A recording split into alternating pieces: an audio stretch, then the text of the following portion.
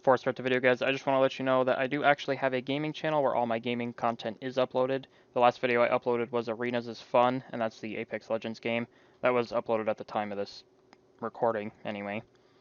But the only time I really upload to this channel is when I get the time, because I am running my tech channel, so it's kind of hard for me to do so. I also have this channel, which is Sargent's Gaming Live. There will be a link in the description below. This is where all my live streams are going to be uploaded from Twitch. You guys can also check out the Twitch on this channel here. You guys can also check it out on my main channel. There should be a Twitch link. But I just figured I'd let you know before we start the video, and I hope you enjoy it.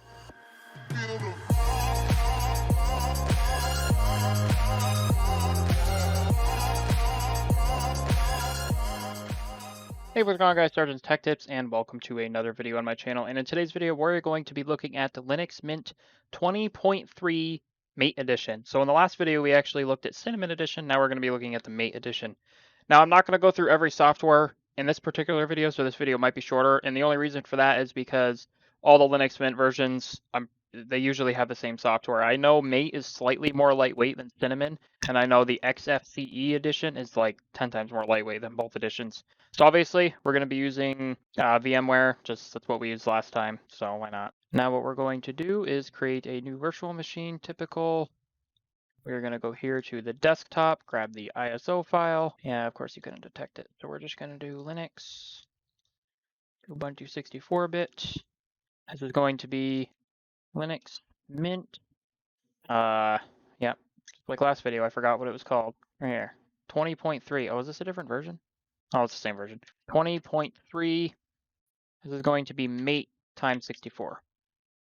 Now, I'm not going to keep these virtual machines. I do plan on doing some videos on Linux just because I want to do some Linux like tutorials and stuff, just because I mostly have Windows tutorials. But other than that, it's not really a big deal. Start Linux Mint.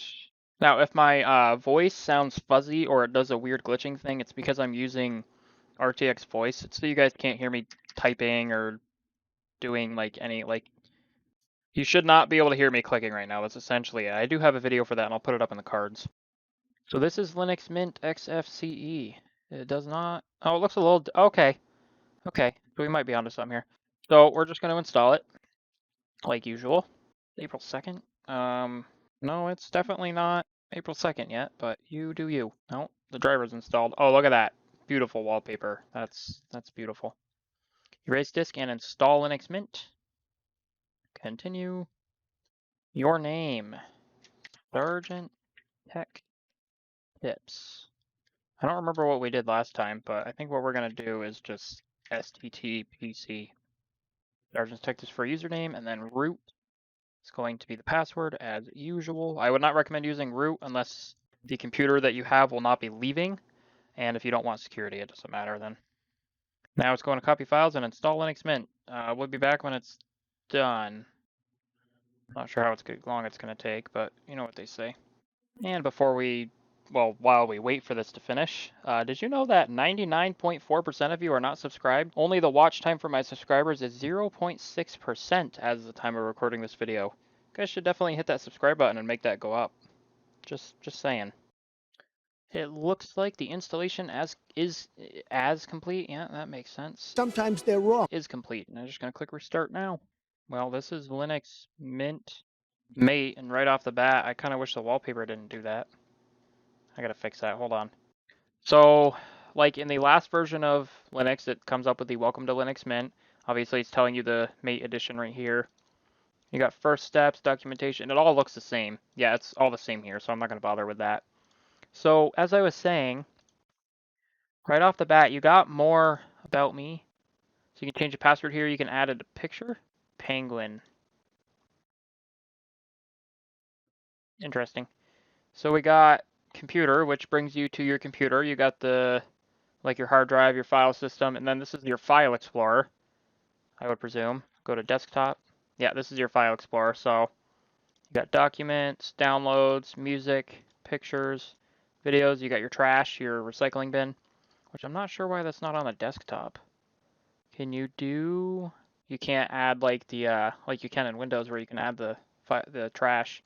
So if I create a file, empty file, let's name it test file. Let's open it, see what that launches. Okay, so it's just a text editor. So this is a test file.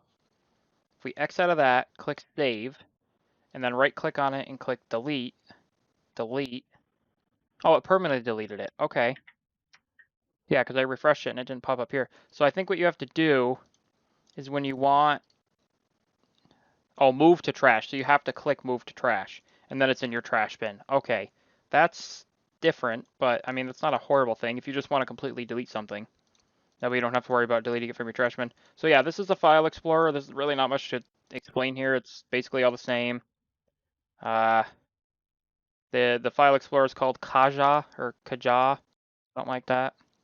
So right off the bat, I also think that the taskbar is smaller than the last OS we looked at. I could be wrong. I definitely could be wrong. So we got quite a bit more to look at here. Obviously, we have the standard old Firefox browser. I'd probably still install like Opera or something.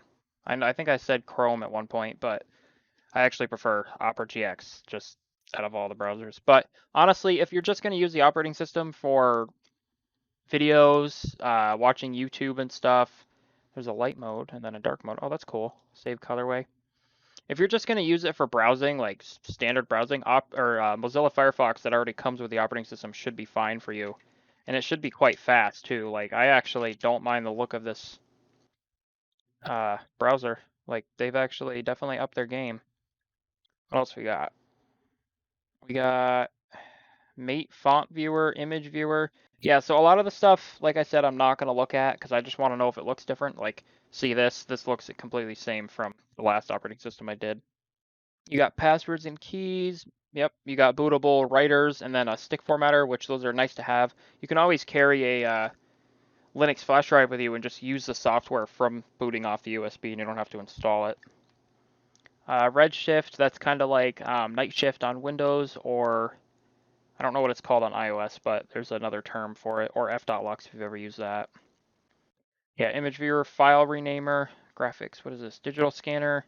Pix is the image viewer. I think that was in the Cinnamon edition. Yes, that was in the Cinnamon edition. We got internet, so we got HexChat, Thunderbird transmission, web app. Run websites as if they were apps. I did not look at this the last. If we were to go like, oh, that's the name. No, whatever. We'll just put that. No.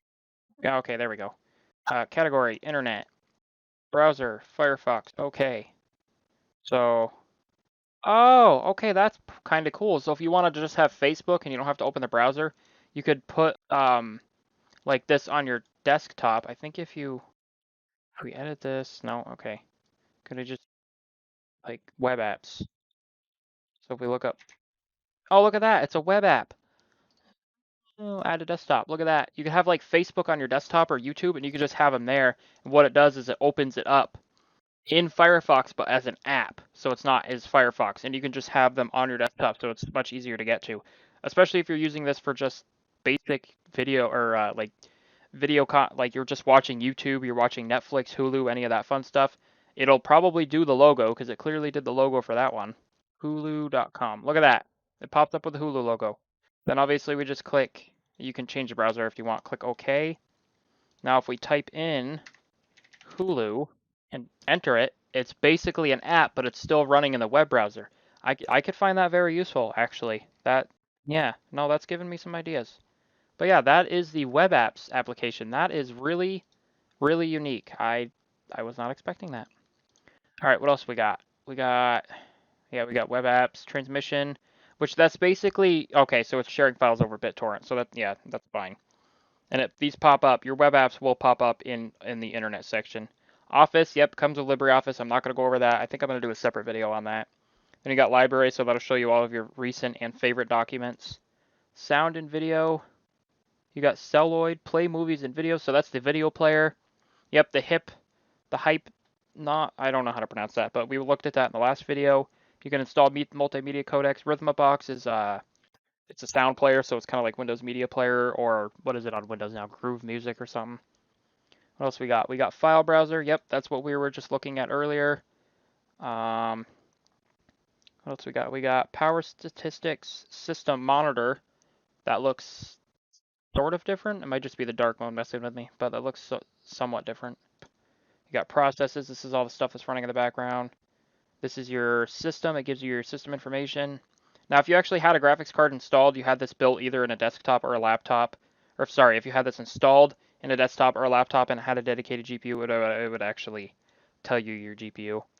So under administration, we have backup tool, driver manager, which I would imagine you can install drivers from, or it'll just let you.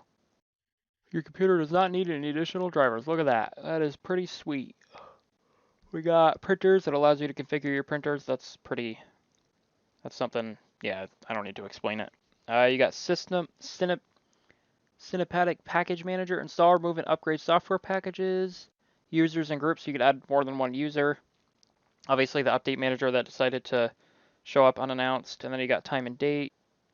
Preferences, so we got About Me, Appearance, customize the look of the desktop. Now, this is what I really like. Oh, it even moved the dark mode. Oh, this is just different versions. I really like how there's a dark mode and then there's a light mode. But I know sometimes when you choose these, it comes with an older style, so it has different icons and stuff.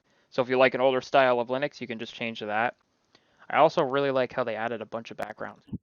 Like, well, once it loads, like that one's pretty sweet. So you got your application, so your fonts, so you can change the font.